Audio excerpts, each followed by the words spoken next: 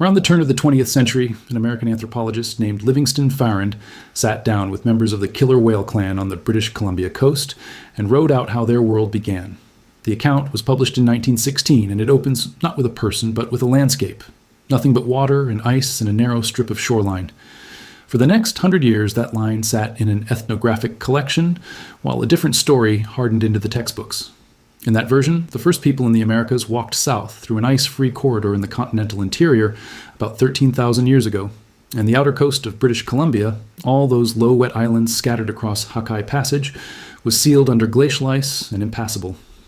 Then archaeologists and Heiltsuk community members cut a trench into a rocky spit on Triquet Island, 150 kilometers north of Port Hardy. They screened peat and sand and crushed shell downward for nearly 3 meters, and at the bottom, underneath everything, they found the remains of a fireplace. How old was it? Why was anyone lighting fires under a glacier?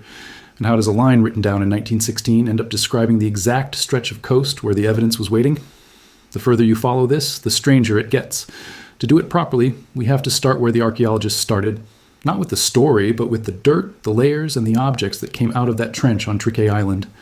Triquet Island sits in the Nulawiksvi tribal area of Heiltsuk Nation territory, out on the exposed central coast of British Columbia, north of Calvert Island, and west of the community of Bella Bella. On the Provincial Archaeological Register, it carries the unglamorous catalogue number ECTB9. It is a low, wind-scrubbed island of Sitka spruce, salal, and bare granite, reachable only by boat, and for most of the 20th century it was known mainly as an old village site that emptied out after a smallpox epidemic in the 1800s. The work there ran under the Hawkeye Ancient Landscapes Archaeology Project on a British Columbia Heritage Conservation Act permit issued in 2011 with the permission and direct involvement of the Heiltsuk Integrated Resource Management Department in Bella Bella. Excavation was led by Alicia Govreau, at the time a doctoral candidate at the University of Victoria and a scholar with the Hawkeye Institute, working alongside archaeologist Duncan McLaren. Heiltsuk field workers including Josh Vickers, Andrea Walkus, Brody Lawson, and Jordan Sandy worked the trench with them. Johnny Johnson of the Wickenux Nation ran the boat. The trench was 3 meters long, oriented north to south, and went down about 3 meters into the spit. Across several field seasons, the crew hand-sifted more than 5 cubic meters of soil, clay, gravel, and beach sand. That is roughly half a cement mixer of material, examined one screen at a time on a rainy island in the North Pacific with no road, no power, and no shelter. Archaeologists call the resulting record stratigraphy, which is a Latin and Greek word meaning description of a layer. In practice, it means the trench wall reads like a cross-section of a birthday cake, with the oldest material at the bottom and every artifact recorded against the exact band of sediment it came out of.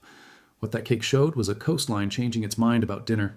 Near the surface, dense shell midden packed with herring vertebrae, salmon, rockfish, and lingcod. Further down, the fish thin out and the bones shift towards seal and sea lion. In total, the team recovered more than 14,000 animal bones spanning the last 10,000 years, which amounts to a menu of the North Pacific read backwards. Because the ground on Triquet Island is permanently waterlogged, wood survived there instead of rotting away, which almost never happens on this coast. The trench produced a wooden spear thrower, an atlatl, along with a hand drill for starting fires, compound fish hooks, and worked roots, bark, and branches. It also produced the broken top half of a needle carved from mammal bone, which is going to matter later. Then, about 2.5 meters down, the digging stopped. Below that depth, the crew hit cemented sediment, compacted gravel and silt, and sand fused into something a trowel could not get through. And right at that boundary, they found a large boulder with a scatter of sharp stone flakes lying across the top of it. It was an anvil stone, a hard surface someone had used to smash smaller rocks against and strike off cutting tools. The flakes were still sitting where they had come to rest when the work stopped. Directly beside it was the old fireplace, and inside the fireplace, charcoal. If you enjoy documentaries that work through original records, archaeology, and indigenous oral history without rushing to a conclusion, consider subscribing. Because the charcoal from that fireplace came back from the lab with a number that nobody on the crew had planned for. The Hawkeye Institute published the result as a range. The charcoal from that hearth dates to somewhere between about 13,150 and 14,800 years ago. Numbers that large tend to slide off the brain, so it is worth stacking them against things you already have a picture of. The pyramids at Giza went up around 4,500 years ago, roughly 10,000 kilometers to the east. The Parthenon in Athens is about 2,500 years old. Machu Picchu, high in the Peruvian Andes, is younger than the printing press. The volcanic eruption that collapsed Mount Mazama and left behind Crater Lake in Oregon happened around 7,700 years ago. and in the Triquet Island sequence, that eruption sits roughly halfway up the trench wall. Everything below it is older. That fire on Triquet Island was burning about 3 times as long ago as the construction of the Great Pyramid. It also broke a record that had stood locally for half a century. 25 kilometers to the east, on the mainland shore of Fitzhugh Sound, the village site at Namu had been excavated back in the 1960s and 70s, and had long held the oldest date on this stretch of coast, at roughly 11,000 years. Triquet Island pushed that back by 3,000 years in a single lab result. Now, the honest caveats.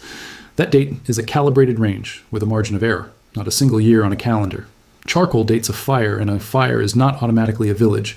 What the bottom of that trench actually demonstrates is that somebody sat on that spit, worked stone against a boulder, and kept a fire going.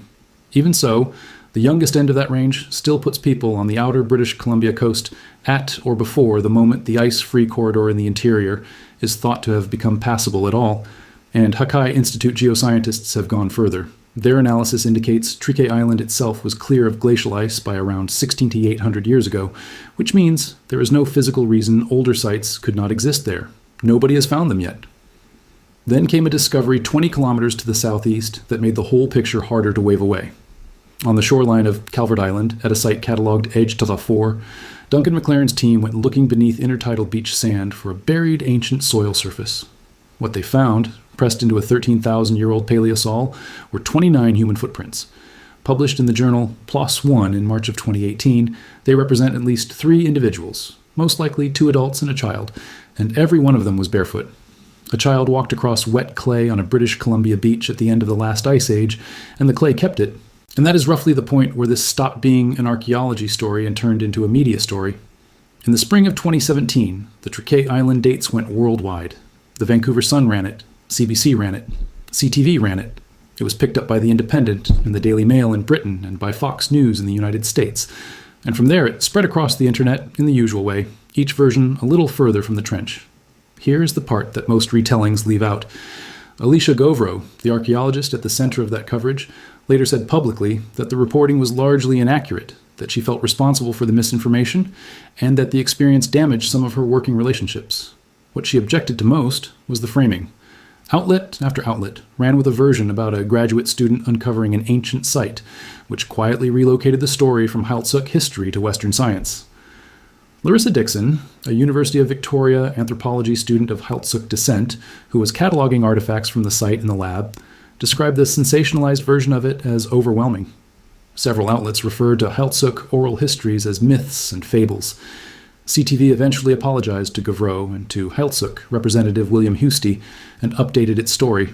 Most of the outlets that had copied it did not. The specific factual errors are worth naming because they are still circulating.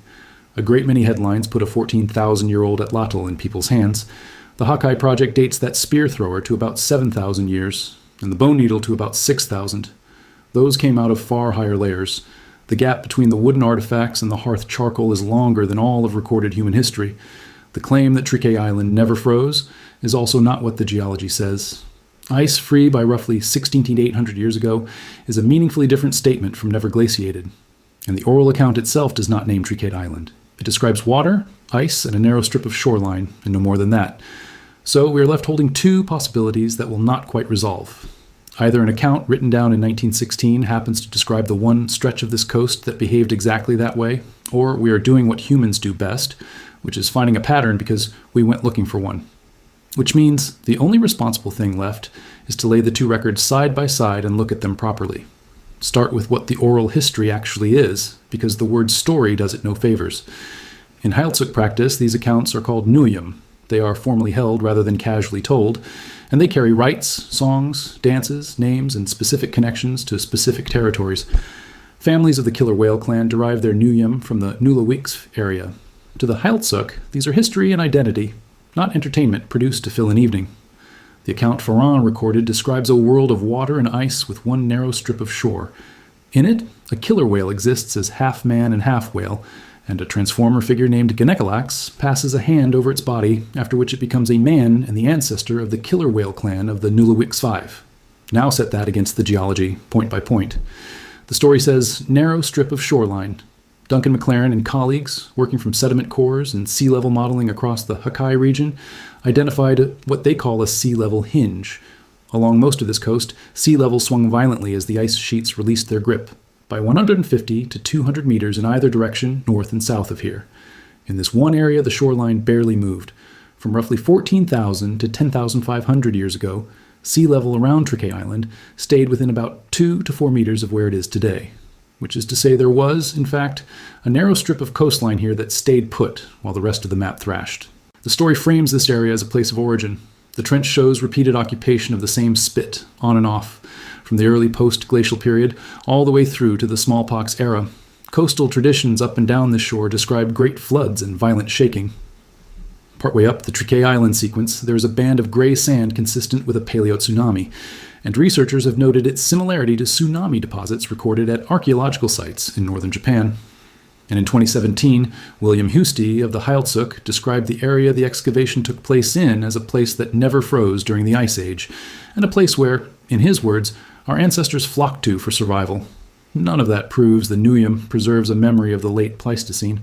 Convergence is not causation, and this remains genuinely debated among researchers who work on oral tradition and deep time. The obvious objection is worth meeting head-on. No oral tradition survives 14,000 years intact, and it would be strange to claim otherwise. But nobody on the research team is claiming that. The account does not need to be 14,000 years old to be correct about the place. And the Heiltsuk are not standing outside this research looking in. When the site was finally published in the Journal of Archaeological Science Reports in 2023, the author list included Elroy White, William Husty, and Rory Husty, and the paper organizes the entire 14,000-year sequence using Heiltsuk temporal phases named in the Heiltsuk language: the beach phase, the shells phase, the cedar phase. One more thing, the trench settles quietly. Some of the stone tools from Triquet Island are obsidian, volcanic glass that can hold an edge finer than a surgical blade. Analysis by archaeologist Rudy Reimer traced it to Anaheim Peak, more than 200 kilometers away over the coast mountains.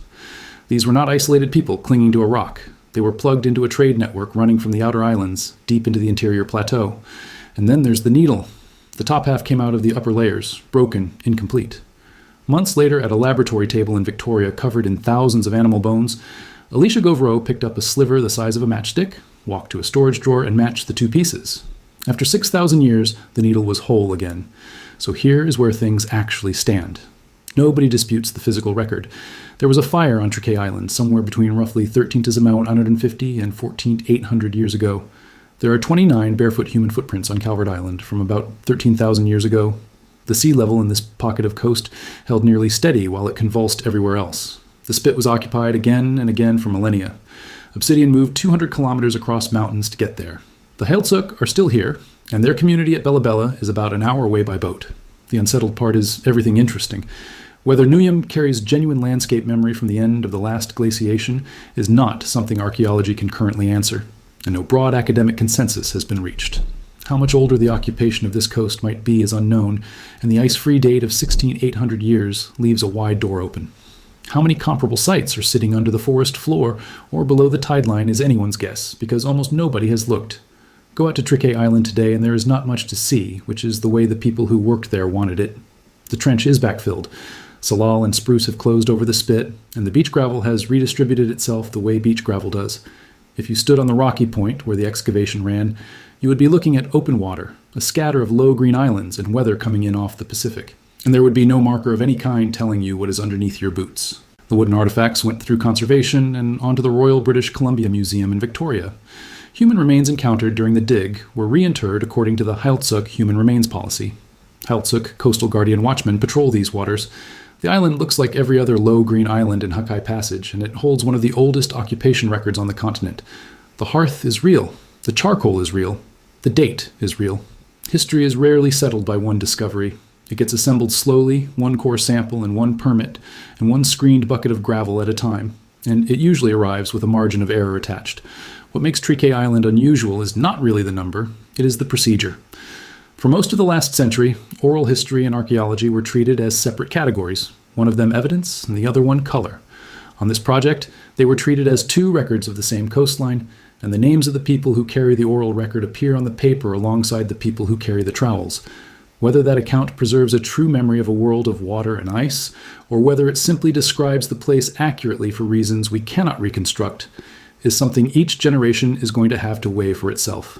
Thanks for watching.